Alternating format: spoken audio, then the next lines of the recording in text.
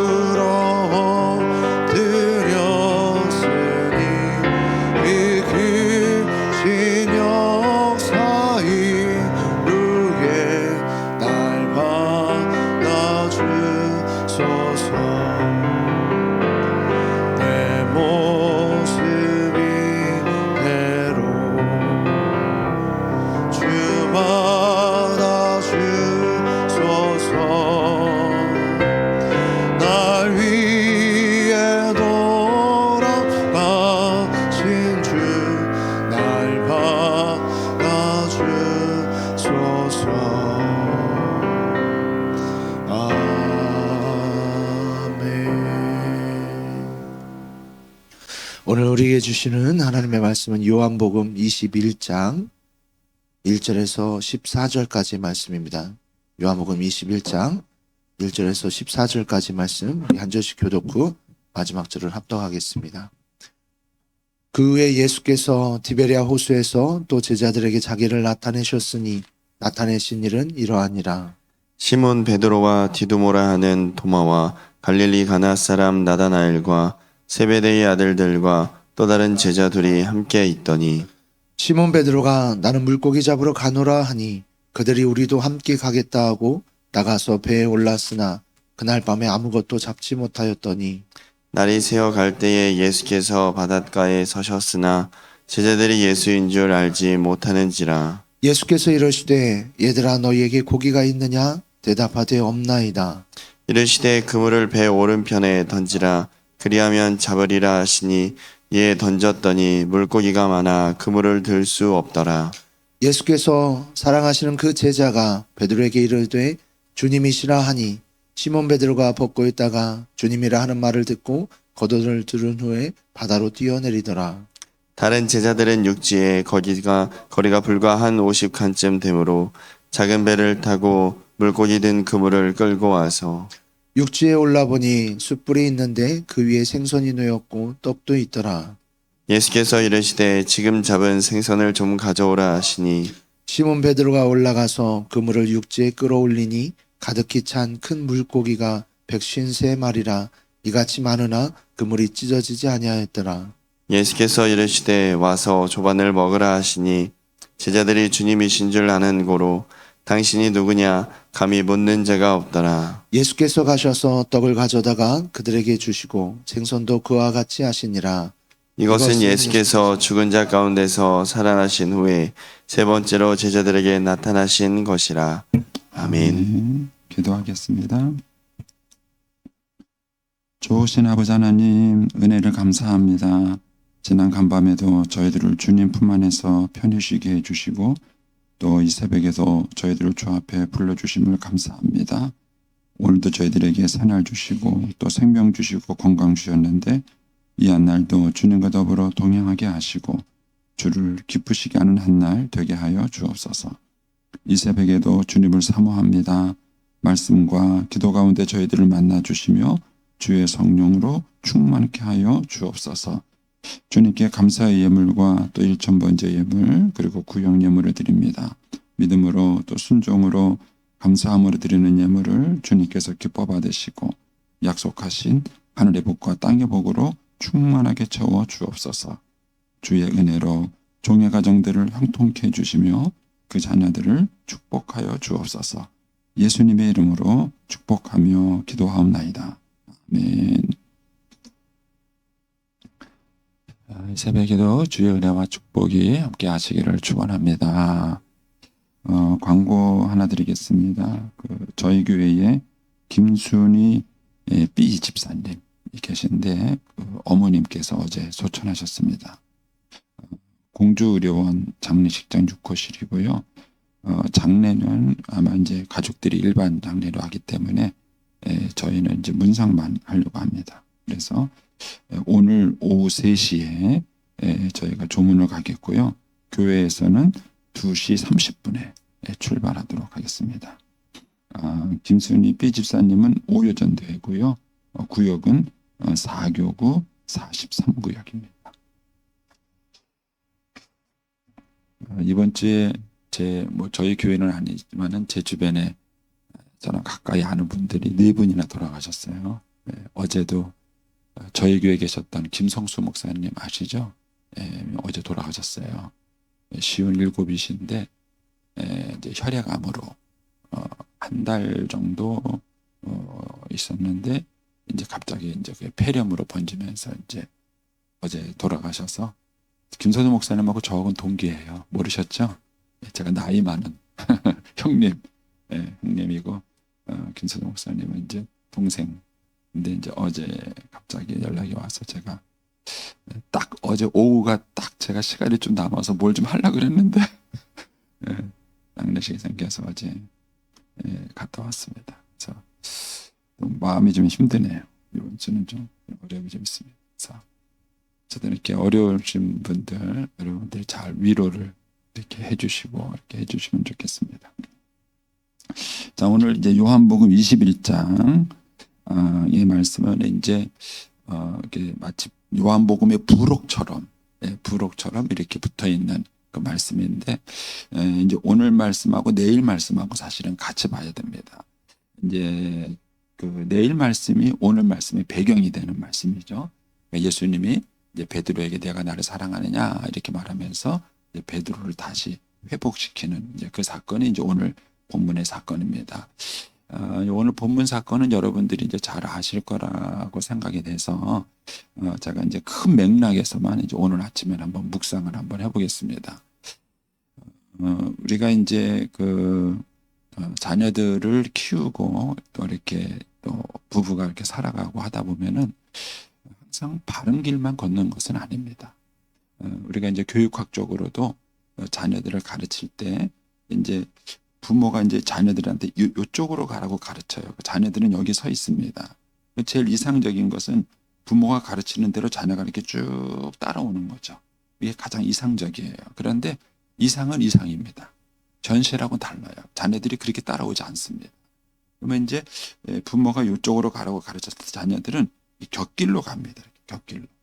곁길로 갔다가 부모의 가르침 때문에 다시 제자리로 돌아오는. 이게 가르침이에요. 그래서 이제 가르침의 과정에는 항상 그렇게 실수가 없이 가는 것은 아닙니다. 그러니까 항상 과정에는 실수가 있고 넘어짐이 있습니다. 그러니까 하나님께서 우리를 쓰실 때도 그런 것 같아요. 저도 이제 목회자로 부름받을 때가 이제 고등학교 2학년 때였는데 그때 가장 공부를 못했어요. 제 스스로도 가장 공부도 못하고 자존감도 낮고 부족해 보이는데 그런 저를 하나님이 목사로 부르신 거예요. 이해가 되지 않죠. 그리고 이제 목회기를 설악할 때도 다 준비되고 완벽해서 목회를 했으면 좋겠어요. 제 생각은. 저도. 그래서 막 공부도 하고 뭐도 하고 준비도 해서 잘 갖춰놓고 준비해서 목회를 했으면 좋겠는데 하나님은 그렇게 하지 않으시더라고요. 부족한데 부르시는 거예요. 부족한데 쓰시는 거예요. 아직 준비가 덜 됐는데 사용하시는 거예요. 그게 하나님이세요. 그래서 하나님께서 우리를 쓰시는 과정을 보면 우리가 다 준비되고 완벽하고 자격이 있어서 우리를 부르시는 게 아니에요. 우리가 준비되지 않았지만 자격이 없지만 부족하지만 그런데 하나님이 우리를 불러서 하나님의 일을 맡기시는 겁니다. 사실 부모도 그렇지 않습니까? 여러분들이 다 준비돼서 자식 낳나요? 그렇지 않잖아요. 우리는 자식 다 키워보고 나니까 그때 가서야 뭐가 좀 알 것 같지 않아요? 이제 와서 자식 좀 낳고 싶지 않으세요? 사실 부모가 되는 것도 마찬가지예요. 부모가 다 부모답게 자기 자격을 다 갖추고 그리고 부모가 되면 얼마나 좋겠어요. 그런데 참 부족하기가 그지없고 연약하기가 그지없는데 어느 날 애를 낳은 거예요. 그래서 부모들이 그랬잖아요. 애가 애를 낳았다고. 아유 저게 어떻게 애를 키우려겠나. 그 부모 생각에는 그런 생각이 들잖아요. 저게 어떻게 애가 애를 키우게. 애가 애를 낳았다고. 그러잖아요. 근데 다 잘 키워요. 다 잘 키우고 그렇게 하는 겁니다. 그러니까는 하나님께서 우리를 부르시고 쓰실 때에는 완벽한 사람을 쓰시는 게 아니에요.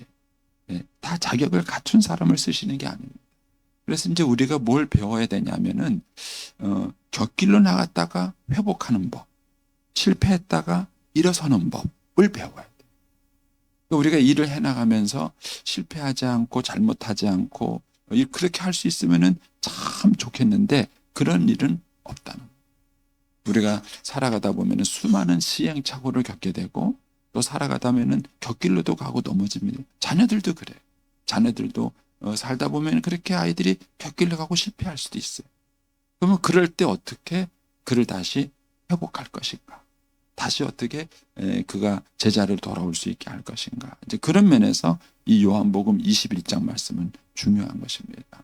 이 요한복음 21장을 보면서 주님께서는 다시 제자들을 이제 회복시켜서 그들을 이제 사명의 자리로 보게 되죠. 그러니까 베드로가 예수님을 3번 부인했지만 마지막에는 베드로가 예수님을 위해서 순교했어요.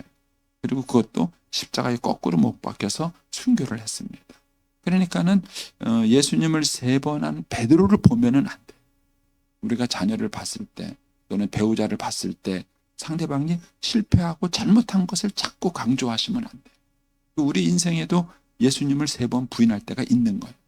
그런데 중요한 것은 그런 베드로를 순교하는 베드로로 만드는 거예요.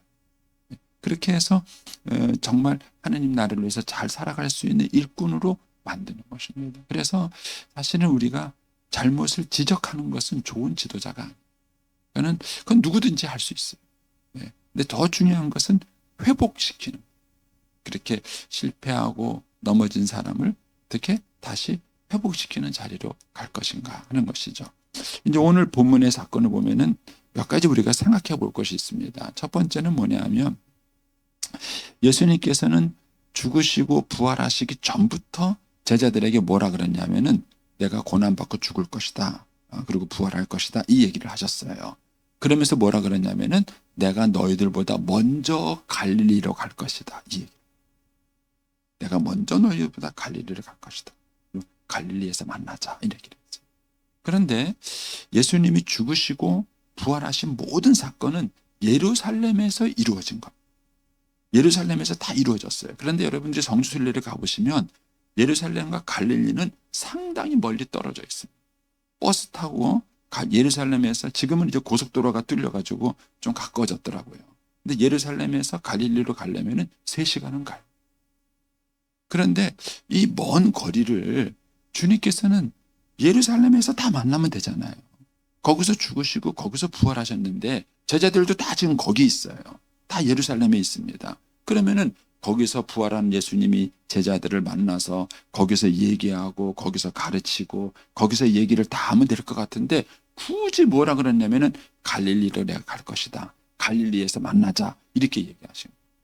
그러니까 제자들은요, 갈릴리까지 꾸역꾸역 와요. 그러면은 갈릴리에서 승천하셔야 될 거 아니에요. 갈릴리에서 거기까지 왔으니까 거기서 제자들을 만나고 거기서 회복하고 거기서 또 승천하시면 되잖아요. 근데 승천은 또 어디서 하느냐면요, 예루살렘에서 해요. 그러니까는 이 예수님의 일정을 보면은 예루살렘에서 죽으시고 거기서 부활하시고 그 다음에 거기서 또 갈릴리까지 갔다가 또 갈릴리에서 다시 또 예루살렘으로 와서 거기서 승천하시고. 왜 이런 복잡한 여정을 만드셨을까? 굳이 예수님이 이렇게 제자들을 갈릴리에서 보자고 한 이유가 뭘까 하는 거예요. 그게 오늘 본문에 나타나 있는 거예요. 그 예수님께서 오늘 본문에 너희들에게 이제 고기 잡은 게 있느냐, 왜 배 그물에 던져서 고기를 잡으라는 요 사건은 누가복음 5장에 일어난 사건하고 똑같은 재판이에요. 누가복음 5장에서도 제자들이 밤새 고기 잡으려 했지만 아무것도 못했어요. 그래서 예수님이 그물을 던지라 그러니까 베드로가 뭐라 그래요? 우리가 밤이 새도록 고기를 잡았을 때 잡은 것이 없지만은 내가 말씀에 의지하여 그물을 내리리이다. 이렇게 얘기했을 때 그물이 찢어지도록 고기를 잡았어요. 그러니까는 이 누가복음 21장은 누가복음 5장 사건의 재현이에요. 재판이에요. 어떻게 보면은 주님께서 의도적으로 이 장면을 재현했다고 볼 수도 있어요. 그렇게 주님 이 사건을 만든 것이 빼거라는 겁니다. 여기서 아주 중요한 몇 가지 원리가 있습니다.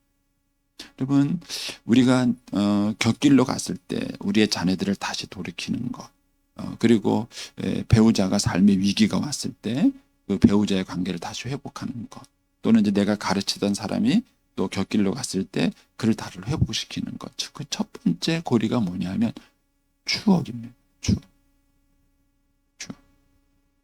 나는 좋은 추억을 가지면 그것이, 그 추억이 그 사람을 회복시키는 굉장히 중요한 끈이 됩니다.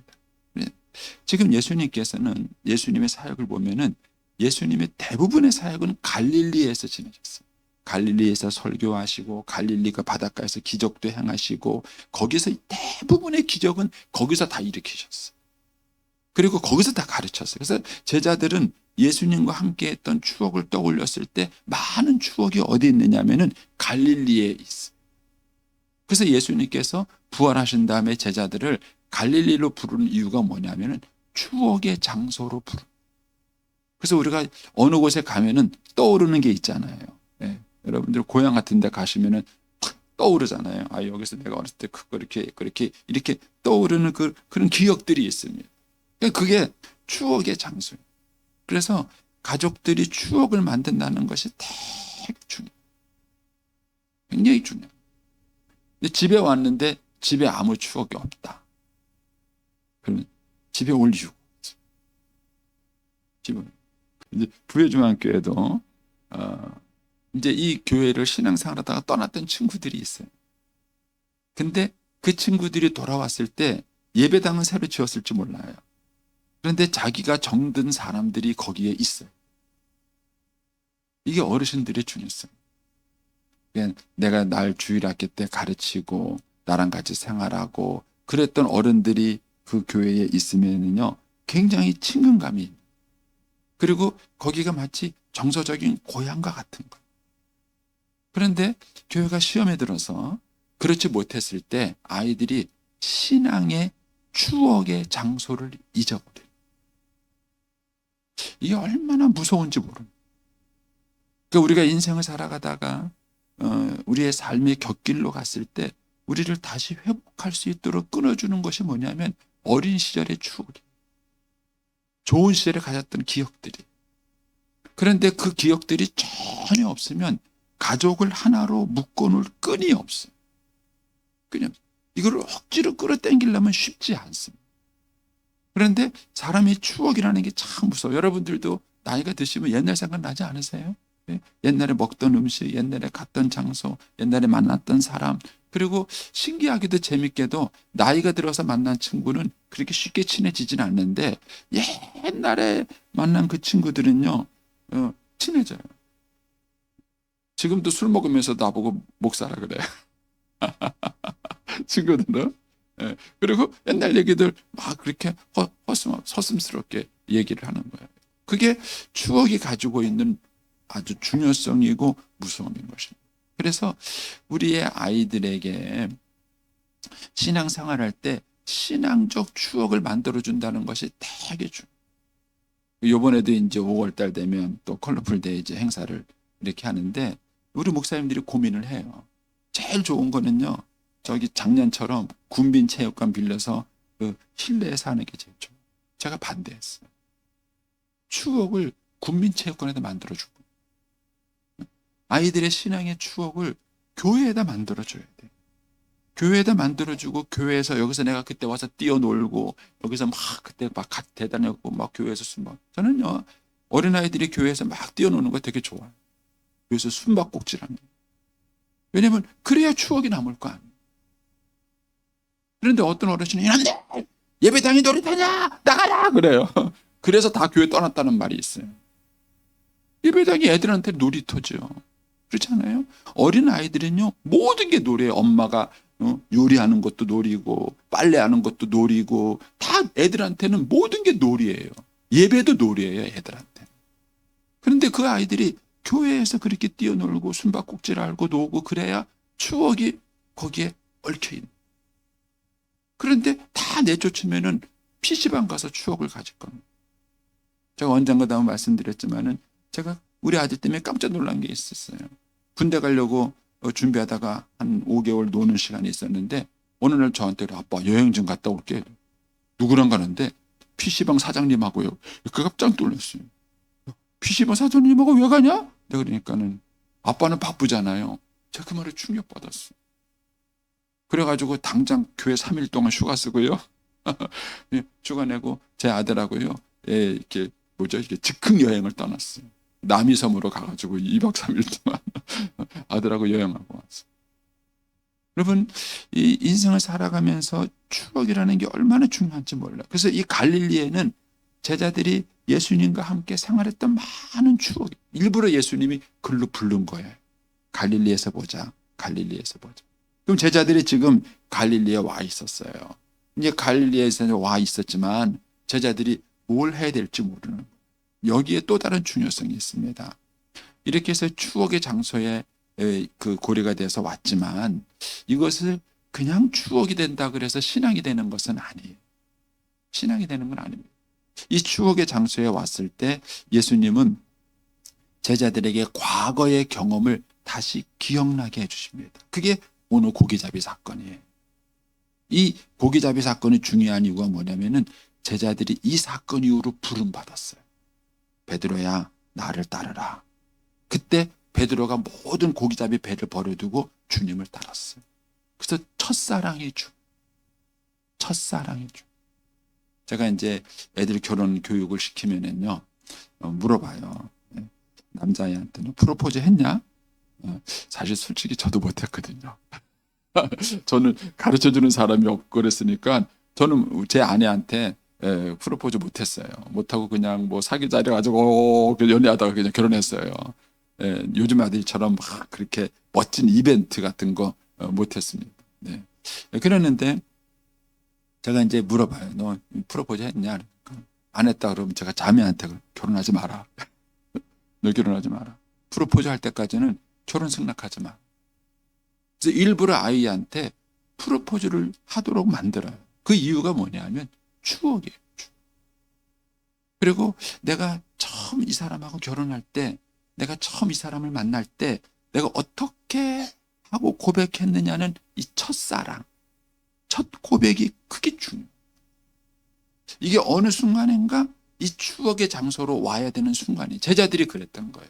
제자들이 예수님을 따르겠다 그랬는데 이제 예수님을 배반했고 예수님을 부인하고 도망갔고, 그 예수님이 죽으셨다가 부활하셨다 그러는데 지금은 곁에 계시지 않으니까 불안하기도 하고, 이런 상황들이 벌어졌을 때 예수님은 제자들을 끌고 어디로 갔냐면은 첫 번째 불렀던 장소로 데려간 거예요. 그리고 첫 번째 불렀던 모습을 재현시킨 거예요. 일부러서는 제자들이 여기 보니까는 참 재미있잖아요. 5절 말씀 보세요. 예수께서 이르시되 얘들아 너희에게 고기가 있느냐? 대답하되 없나이다. 그러니까는 고기 잡으러 갔는데 3절에 보면 시몬 베드로가 나는 물고기 잡으러 가노라 하니 그들이 우리도 함께 가겠다 하고 나가서 배에 올랐으나 그날 밤에 아무것도 잡지 못하였더니 그랬습니다. 근데 저는요, 고기가 없었던 게 아니라 하나님이 못 잡게 했던 것 같아요. 제가 볼 때는 하나님이 고기한테 꼭꼭 숨어라 다 해가지고요 못 잡히게 한 거예요. 그래서 그 옛날의 기억과 똑같은 상황을 만드신 거예요. 그리고 난 다음에 고기 잡이 없느냐? 그러면 배 오른편에 던져라. 그래서 다시 그물을 던지니까 찢어지도록 고기가 또 잡히는 거예요. 그래서 첫 번째 자기들이 부름 받았을 때의 그 모습을 그대로 재현시킨 거예요. 그리고 난 다음에 내가 나를 사랑하느냐? 이렇게 물으신 거예요. 그래서 이 첫사랑, 첫 은혜, 이게 굉장히 중요해요. 이것이 추억과 연결돼서 같이 오는 거죠. 추억과 연결돼서 같이 오는 거예요.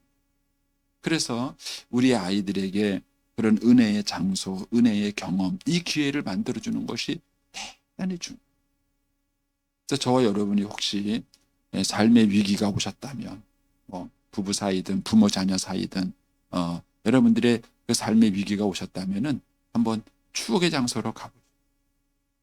여러분들의 그 삶의 회복을 시켰던 그런 추억의 장소로 가보십시오.